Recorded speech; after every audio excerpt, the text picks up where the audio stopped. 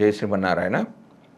జ్ఞానానందవయం దేవం నిర్మలాస్ఫటికాకృతిం ఆధారం సర్వవిద్యానాం హయగ్రీవం పాస్పయ ఆపదాపహర్తారం ధాతారం సర్వసంపదాం లోకాభిరామం శ్రీరామం భూయో భూయో నమామ్యం. మనము ఈ వీడియోలో సెప్టెంబర్ నెల ద్వాదశ రాశుల వారి యొక్క ఫలితాల గురించి మనం తెలుసుకుందాం. ఈ మాస ఫలితాల్లో ముఖ్యంగా రవి, కుజ, శుక్ర, బుధ గ్రహాలు ప్రముఖమైన పాత్రను వహిస్తాయి.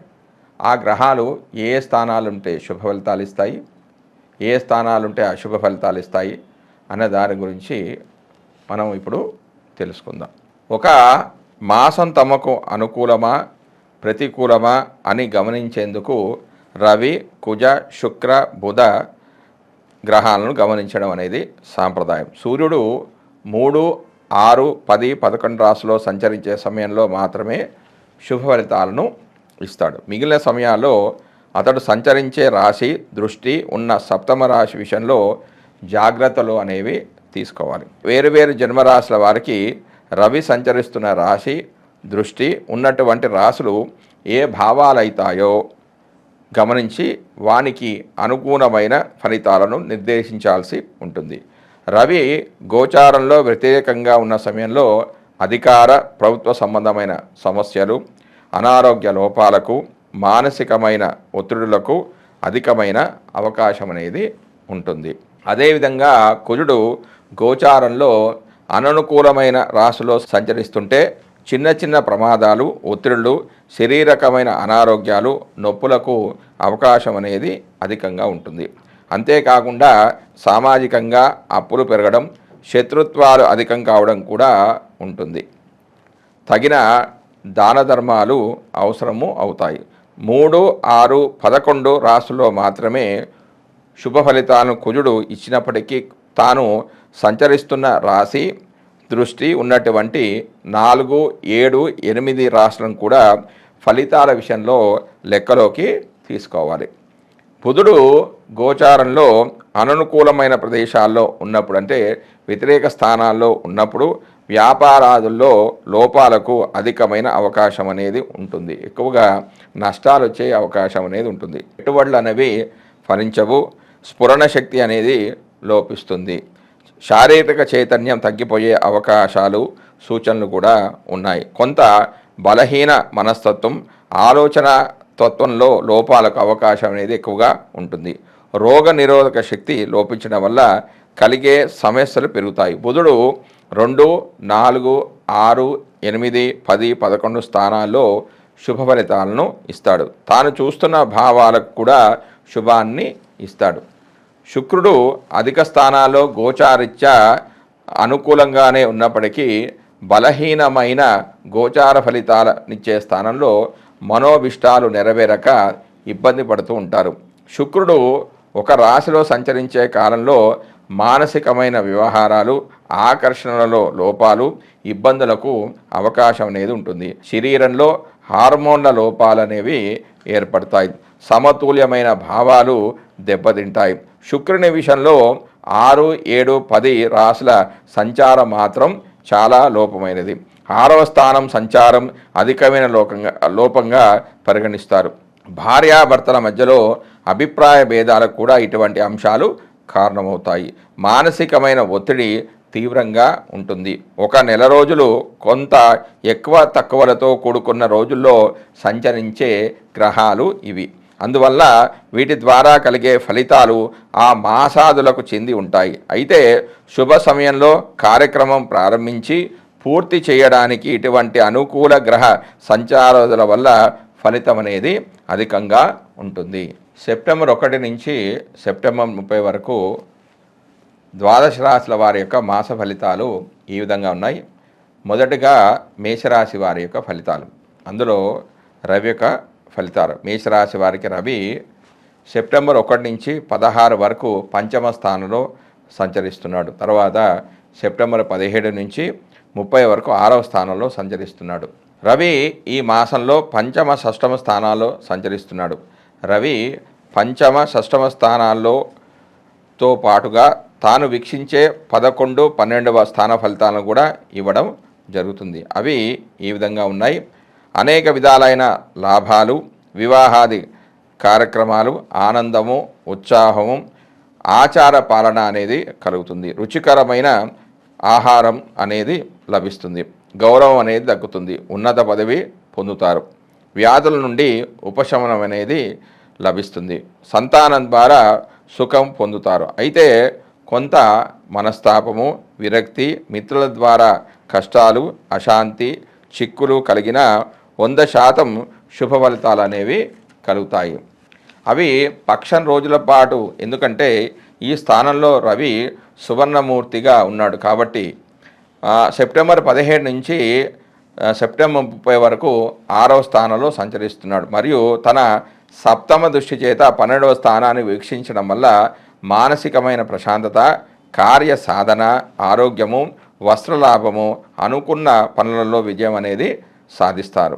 కానీ మిత్రులతో వైరము, అపాయాలు, ఉద్యోగ వ్యాపార నష్టాలు ఎక్కువగా జరుగుతాయి. ఈ స్థానంలో 25% మాత్రమే శుభ ఫలితాలు పొందే అవకాశం ఉంది. ఎందుకంటే కారణం ఈ స్థానంలో రవి సువర్ణమూర్తిగా ఉంటున్నాడు కాబట్టి. తర్వాత కుజుడు యొక్క ఫలితాలు. మేషరాశి వారికి కుజుడు 3వ స్థానంలో సంచరిస్తున్నాడు. ఇది శత్రుక్షేత్రము. కుజుడు 3వ స్థానంలో ఫలితాలతో పాటుగా తన ప్రత్యేక దృష్టిచేత వీక్షించే స్థాన ఫలితాలను కూడా ఇవ్వడం అనేది జరుగుతుంది. అవి ఈ రకంగా ఉన్నాయి. అయత్న ధనలాభము, ఆరోగ్యము, జయము, అధికార వృద్ధి, కీర్తి, ఇష్టకార్య సిద్ధి, సంతాన సౌఖ్యము, స్వర్ణాభరణాల లాభాలు, శత్రు జయం కలుగుతుంది, ధైర్యం అనేది ఉంటుంది, ధనవస్తు లాభం అనేది కూడా కలుగుతుంది, ఆర్థిక లాభం కూడా కలుగుతుంది. గొడవలు అన్నవి సద్దుమణిగిపోతాయి. ఈ రాశి వారికి 100% శుభ ఫలితాలు కుజుడు ఇస్తాడు. కారణం ఏంటంటే ఈ రాశి వారి కుజుడు రజతమూర్తిగా ఉంటున్నాడు కాబట్టి. తర్వాత బుధుడు యొక్క ఫలితాలు. మేషరాశి వారికి బుధుడు సెప్టెంబర్ 1 నుంచి 4 వరకు మిత్రక్షేత్రమైన 4వ స్థానంలో సంచరిస్తున్నాడు. తర్వాత సెప్టెంబర్ 5 నుంచి 23 వరకు 5వ స్థానంలోను, సెప్టెంబర్ 24 నుంచి 30 వరకు 6వ స్థానంలో సంచరిస్తున్నాడు. 4వ స్థానంలో సంచరిస్తున్నప్పుడు ధనధాన్య వృద్ధి, బుద్ధి బలము, కార్య సాధన, మాతృ సౌఖ్యము, కుటుంబ వృద్ధి, బంధు సహకారం అనేవి లభిస్తాయి. మరోవైపు సంతాన బాధలు కూడా కొంచెం ఉంటాయి. భోజన అసౌఖ్యం అనేది ఉంటుంది. ఈ స్థానంలో బుధుడు లోహమూర్తిగా ఉంటూ కేవలం 25% మాత్రమే శుభ ఫలితాలు మాత్రమే ఇవ్వడం అనేది జరుగుతుంది. తర్వాత 5వ స్థానంలోకి వచ్చినప్పుడు అనారోగ్యం కలగడం, ఉష్ణ బాధలు, గొడవలు, భార్యాపుత్రులతో భిన్నాభిప్రాయాలు జరిగే అవకాశం ఉంది. చివరికి గొడవలు అనేవి ఆగిపోతాయి. ద్రవ్య లాభం అనేది ఉంటుంది. సుఖ సంతోషాలు వెల్లువిరుస్తాయి.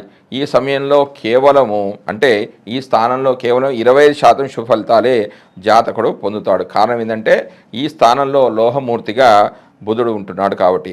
6వ స్థానంలో ఉన్నప్పుడు 6వ స్థానంతో పాటుగా 12వ స్థాన ఫలితాన్ని కూడా ఇవ్వడం అనేది జరుగుతుంది. విద్యా వినోదాల ద్వారా సుఖము, గౌరవము, వస్త్ర ధనధాన్య లాభము, జయము, కీర్తి అనేవి కలుగుతాయి. ఈ స్థానంలో ఆ బుధుడు రజతమూర్తిగా ఉంటూ 70% శుభ ఫలితాలు మాత్రమే ఇవ్వడం అనేది జరుగుతుంది. అంటే 25% ఇబ్బందులు ఉంటాయని మనం అనుకోవచ్చు. తర్వాత గురుడు యొక్క ఫలితాలు. మేషరాశి వారికి గురుడు సెప్టెంబర్ 1 నుంచి 30 వరకు 2వ స్థానంలో సంచరిస్తున్నాడు. ఈ స్థానం అనేది గురుడికి శత్రుక్షేత్రము. 2వ స్థానంలో సంచరించడం వల్ల శుభ ఫలితాలు ఇవ్వడం అనేది జరుగుతుంది. అవి ఈ విధంగా ఉన్నాయి. ధనలాభము, సంసార సుఖము, పేరు ప్రతిష్టలు, కార్యదక్షత, సౌభాగ్యము, హృదయ ఆనందము, అభివృద్ధి, సర్వసుఖాలు, అధికార వృద్ధి కలుగుతుంది. ధర్మ కార్యాలు చేస్తారు. మాటకు గౌరవం అనేది పెరుగుతుంది. అతి తక్కువ చెడు ఫలితాలు అనేవి జరుగుతాయి. ఇందులో 50% మాత్రమే శుభ ఫలితాలు జరిగే అవకాశం ఉంది. కారణం ఏంటంటే ఈ స్థానంలో గురుడు తామ్రమూర్తిగా ఉన్నాడు కాబట్టి. తర్వాత శుక్రుడి యొక్క ఫలితాలు. మేషరాశి వారికి శుక్రుడు సెప్టెంబర్ 1 నుంచి 18 వరకు 7వ స్థానంలోను, తర్వాత సెప్టెంబర్ 19 నుంచి 30 వరకు 8వ స్థానంలోనూ సంచరిస్తూ ఉన్నాడు. శుక్రుడు 6వ స్థానంలో సంచరిస్తున్నప్పుడు 6వ స్థాన ఫలితాలతో పాటుగా 12వ స్థాన ఫలితాలను ఇవ్వడం అనేది జరుగుతుంది. అవి ఈ విధంగా ఉన్నాయి. ఈ 2 స్థానాల్లో మిశ్రమ ఫలితాలు ఇస్తారంటే 6వ స్థానంలోను 7వ స్థానంలో కూడా సంచరిస్తున్నప్పుడు మిశ్రమ ఫలితాలని ఇవ్వడం జరుగుతుంది. అధిక వ్యయము, భయము, నష్టం వంటి స్వల్ప వ్యతిరేకాలతో పాటుగా కొంత సుఖానుభూతి వంటి అనుకూల ఫలితాలు జాతకుడు పొందుతాడు. ఈ స్థానంలో శుభ ఫలితాలు ఎక్కువగా ఉంటాయి.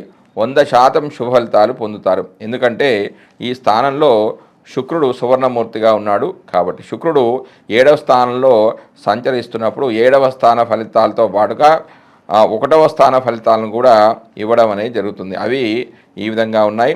మనసౌఖ్యము, యత్నకార్య సిద్ధి, అధికారుద్ధి, ధనలాభము, విద్యావృద్ధి అనేవి కలుగుతాయి. పరస్త్రీ సంగమము, నూతన వస్తు ప్రాప్తి అనేవి కలుగుతాయి. కానీ ఇందులో కేవలం 20% శుభఫలితాలు మాత్రమే జాతకుడు పొందుతాడు. కారణం ఏంటంటే ఈ స్థానంలో శుక్రుడు లోహమూర్తిగా ఉన్నాడు కాబట్టి. ఇక శని ఫలితాలు. మేషరాశి వారికి శని సెప్టెంబర్ 1 నుంచి 30 వరకు 11వ స్థానంలో సంచరిస్తున్నాడు.